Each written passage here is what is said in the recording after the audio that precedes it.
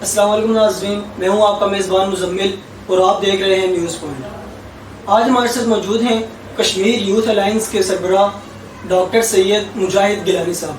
بلا شبہ گیلانی خاندان بالخصوص سید علی گیلانی صاحب اور آسیہ اندرابی صاحبہ نے اپنی ساری زندگی آزادی کشمیر کے لیے وقف کر دی۔ اسی سوچ کو، اسی کاز کو آگے لیے نوجوانوں میں آزادی کی نئی لہر کو زندہ کیے ہمارے ساتھ موجود ہیں ڈاکٹر مجاہد گیلانی صاحب۔ السلام علیکم ڈاکٹر صاحب۔ وعلیکم السلام جی۔ ڈاکٹر صاحب، 5 اگست سے لے کر اب تک کشمیر میں لاک ڈاؤن چل رہا ہے، اس بارے میں ہمارے ناظرین کو آگاہ کریے کہ وادی کی کیا صورتحال ہے؟ بسم اللہ الرحمن الرحیم۔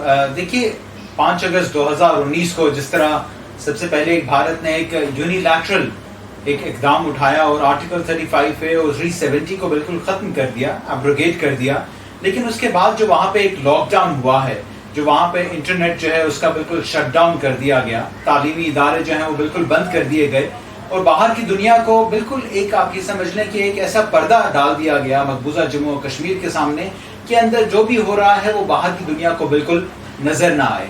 تو ہم یہ جانتے ہیں، سمجھتے ہیں کہ بالخصوص وہ تمام لوگ جن کی فیملیز وہاں پر رہتی ہیں، انہیں یہ اندازہ ہے کہ وہاں پہ رہنے والے لوگوں کو وہاں پہ کس قدر مشکلات کا سامنا کرنا پڑا ہے۔ بالخصوص جو تقریباً 5 اگست 2019 کے بعد سے 6 مہینے تھے، ان 6 مہینوں کے اندر نہ کوئی انٹرنیٹ تھا، نہ ہی فون کالز ہو پاتی تھی، نہ ہی جس طرح سے یہاں عام ملکوں میں DSL یا براڈ بینڈ جو ہے اس کا استعمال کرتے ہیں۔ اس کے بعد جو خوراک، کھانا پینا اور بالخصوص جو صحت اور ادویات کا جو وہاں پہ ایک معاملہ تھا، جو فیسلٹیز ایک ہر انسان کا حق ہے کہ اس کو صحت کی جو سہولت ہے وہ میسر ہو، وہ بالکل ختم کر دی گئی تھی۔ وہاں ایک عام ایمبولینس کو بھی روک دیا جاتا تھا کہ اگر کوئی زخمی کشمیری اس کے اندر جا رہا ہے تو وہ ایمبولینس اتنی دیر کھڑی رہے کہ وہ زخمی کشمیری شہید ہو جائے اور اس کے بعد اس کی ڈیڈ باڈی ہسپتال پہنچتی تھی۔ وہاں پہ جو ٹورزم کا ایک شعبہ تھا، باہر صورت جس طرح کی بھی وہاں پہ کیفیت ہے، مقبوضہ جموں و کشمیر میں جو مسلسل ایک بھارتی دہشت گردی چلتی چلی جا رہی ہے، اس کے باوجود وہاں پہ ٹورزم کا ایک سیاحت کا جو ایک شعبہ تھا وہ کسی نہ کسی حد تک وہاں پہ وادی کو فائدہ دیا کرتا تھا، وہ بالکل ختم ہو کے رہ گیا۔ وہاں پہ جو ہوٹلز تھے، وہاں پہ جو عام ایک شکارہ یا پھر وہاں ڈل لیک کے کنارے جو ہماری چھوٹی چھوٹی کشتیاں جو چلا کرتی تھی، ان کا کاروبار بالکل ٹھپ ہو کر رہ گیا تھا۔ انٹرنیٹ جب بندش ہوئی ہے تو اس کے بعد وہاں پہ تمام کے تمام تعلیمی ادارے بند کر دیے گئے۔ جو اسٹوڈنٹس ہیں آخر انہوں نے تعلیم حاصل کرنی تھی تو وہ کہاں سے پڑھتے، کیسے پڑھتے؟ اکنامک کولیپس کر کے رکھ دیا گیا اور خود وہاں کشمیر چیمبر آف کامرس کے مطابق $2 بلین سے زائد کا نقصان وہاں پہ کشمیریوں کو ہوا ہے۔ تو یہ ایک بڑی سوچی سمجھی سازش تھی کہ 5 اگست 2019 کے بعد سے جہاں پہ ایک ڈیموگرافک ٹیررزم، یعنی کہ وہاں پہ مسلم اکثریتی جو علاقہ ہے اس کو مسلم اقلیتی علاقہ بنایا جائے، اور دوسری طرف وہاں پہ کشمیریوں کے حوصلوں کو اس قدر پست کر دیا جائے، ان کو توڑ کر رکھ دیا جائے کہ وہ آئندہ کبھی ہندوستان سے آزادی کا نام نہ لے سکیں۔ لیکن میں سمجھتا ہوں آج 2021 جب 2 سال مکمل ہونے لگے ہیں، آج بھی کشمیری اسی طرح سے کھڑا ہے کہ اگر ہمیں چاہیے تو بھارت سے آزادی چاہیے۔ یہ ریسنٹلی جو ہمارے پرائم منسٹر صاحب نے ایک اسٹیٹمنٹ دی ہے کہ ہم کشمیر میں ریفرینڈم کروائیں گے، اس کو آپ کس نظر سے دیکھتے ہیں؟ دیکھیے اقوام متحدہ نے 1947 سے لے کے 1957 تک پہلے ہی مقبوضہ جموں و کشمیر بلکہ ریاست جموں و کشمیر کا یہ حل دنیا کے سامنے پیش کر دیا تھا کہ اس ریاست کا، اس ڈسپیوٹ کا جو حل ہے وہ پلیبسائٹ یا استصواب رائے کے ذریعے سے ہوگا۔ تو یہ وہ استصواب رائے ہے جو آج تک بھارت جو ہے اسے نظریں چرا رہا ہے، اور ابھی تک مقبوضہ جموں و کشمیر میں وہ تمام ریکویزٹس جو کہ اقوام متحدہ نے کہے تھے وہ ابھی تک پورے نہیں ہو سکے۔ 9 لاکھ کی وہاں پہ بھارتی فوج بلکہ اس سے زائد موجود ہے جو اقوام متحدہ کی قراردادوں کے خلاف ہے۔ بالکل اسی طرح 1947 میں پاکستان سے جو بھی ڈیمانڈز کی تھی، جو بھی کہا گیا تھا کہ پلیبسائٹ کے لیے یا استصواب رائے کے لیے پاکستان کو یہ شرائط پوری کرنی ہے، پاکستان نے وہ تمام شرائط پوری کی تھیں، اور تمام ہسٹورینز بلکہ جو اقوام عالم جو باقی دنیا میں جو غیر مسلم لکھاری ہیں، غیر مسلم ہسٹورینز ہیں، انہوں نے بھی اس بات کا اقرار کیا ہے کہ پاکستان تو پلیبسائٹ کے لیے، استصواب رائے کے لیے مکمل تیار ہے۔ تو یہ میں سمجھتا ہوں ایک گڈ ول جسچر ہے کہ پاکستان کی طرف سے تمام کشمیریوں کو یہ کہا جاتا ہے کہ آپ اس تصواب رائے جو ہے، جو ریفرینڈم ہے، ہم اس کے لیے بالکل تیار ہیں. آپ اگر ہندوستان کے ساتھ بھی رہنا چاہتے ہوں وہ بھی آپ کا حق ہے. آپ پاکستان کے ساتھ رہنا چاہتے ہیں وہ بھی آپ کا حق ہے. اگر پاکستان کے ساتھ رہنے کے بعد آپ آزادی یا ایک خود مختار کشمیر کی بھی بات کرتے ہوں تو وزیر اعظم عمران خان کی طرف سے تو وہ ریفرینڈم کی بھی اجازت دے دی گئی کہ آپ اس ریفرینڈم کی طرف بھی بات کر سکتے ہیں.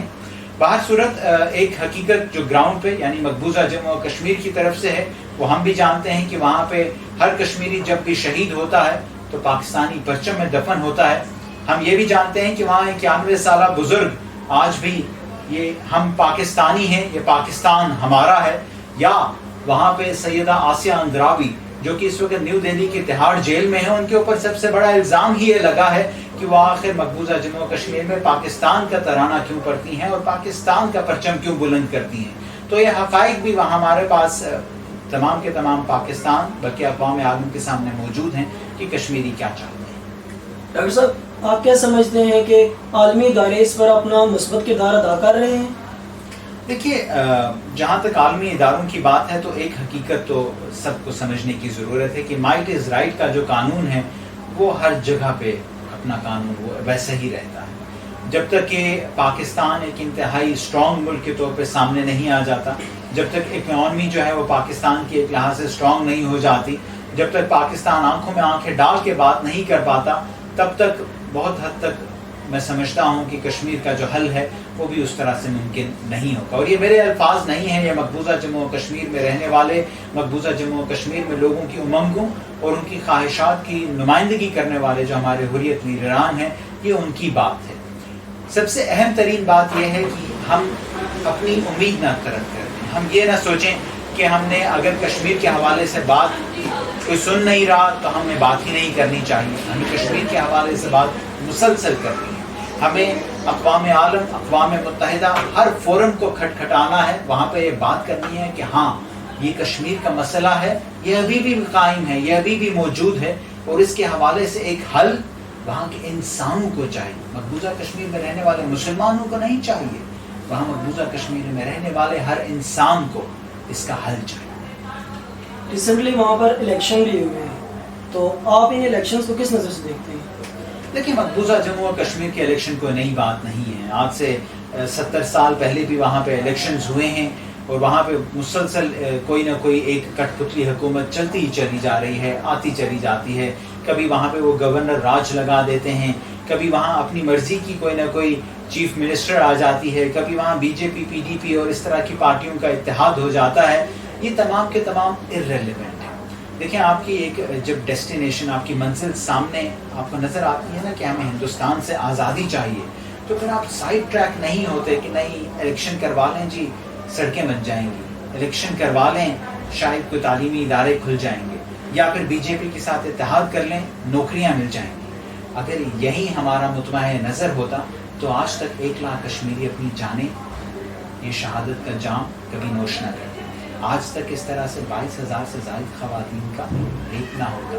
ہم ان تمام ناموں کو آج تک بھولے نہیں ہیں جنہوں نے اس تحریک میں، جنہوں نے اس کاز کے لیے، جنہوں نے اس منزل کے لیے جانیں دی ہیں، قربانیاں دی. تو پھر یہ کیسے ممکن ہے کہ ہم جس طرح کا بھی وہاں الیکشن ہو، چاہے وہ ڈی ڈی سی کا الیکشن ہو، چاہے وہ وہاں پہ بائی پول الیکشنز ہوں، ان کو ہم ذرا سے بھی اہمیت دیں.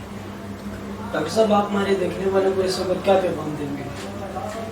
دیکھیں میں سمجھتا ہوں کہ سب سے اہم ترین بات یہ ہے کہ آپ کو یہ پتہ ہونا چاہیے کہ مقبوضہ جموں و کشمیر کیا ہے. وہ گراؤنڈ کی جو کیفیت ہے، جو گراؤنڈ کی صورتحال ہے، وہاں پہ کون بول رہا ہے، کیا بول رہا ہے اور وہاں کے لوگ کیا چاہتے ہیں. کہیں یہ نہ ہو کہ آپ یہ سمجھ لیں کہ ہاں 5 اگست کی تاریخ بڑی اہم ہے، آج ہی کے دن ہندوستان نے کشمیر پہ قبضہ کر لیا. آپ یہ بھول جائیں کہ 27 اکتوبر 1947 کو کیا ہوا تھا. اگر اس طرح کا معاملہ رہا تو پھر آپ کشمیر کے حوالے سے کبھی بات نہیں کر سکتے، آپ اس کی ایڈوکیسی نہیں کر سکتے. سو میں ہمیشہ یہ کہتا ہوں that you need to know the right people on the ground and you need to know how to advocate them. آپ ان کی بات کریں، ان کا نظریہ اور ان کا نیریٹو لے کے آگے بڑھیں جو اس وقت گراؤنڈ پہ مقبوضہ وادی میں قربانیاں دے رہے ہیں اور اس بھارتی ظلم و جبر کے سامنے سینہ سپر ہو کے کھڑے ہیں. بات کریں، سال کے ہر دن بات کریں اور ہر دن کے ہر منٹ بات کریں، کیونکہ ہم کشمیریوں کے لیے تو یہ سال کے 365 دن کا معاملہ ہے. یہ فقط ایک دن کی بات، 2 دن کی بات یا کسی ایک مہینے کی بات نہیں ہے، یہ کسی ہفتے کی بات نہیں ہے، یہ ہمارے لیے ہر لمحے کی بات ہے. کیونکہ ہمارا کوئی نہ کوئی پیارا وہاں کسی تہاڑ جیل میں، کسی ادھم پور جیل میں، کسی کوٹ بھلوال جیل میں اس وقت بھی وہاں پہ قید ہے. ہمارا کوئی نہ کوئی پیارا اپنی جان جانے آفری کے سپرد کر کے وہاں کے ٹیولپ گارڈن میں، شہداء گارڈن میں اس کی وہاں پر قبر موجود ہے. ہم نے قربانیاں دی ہیں، ہمارا اسٹیک ہے. تو ہم تو ہر سیکنڈ کشمیر کی بات کرتے ہیں. یہاں رہنے والے اگر کشمیر کو اپنا سمجھتے ہیں، اپنا کہتے ہیں، تو سال کے 365 دن کشمیر کی بات کرتے ہیں. ناظرین، اسی کے ساتھ اپنے میزبان مزمل رشید کو دیجیے اجازت اور دیکھتے رہیے نیوز پوائنٹ. اللہ نگہبان.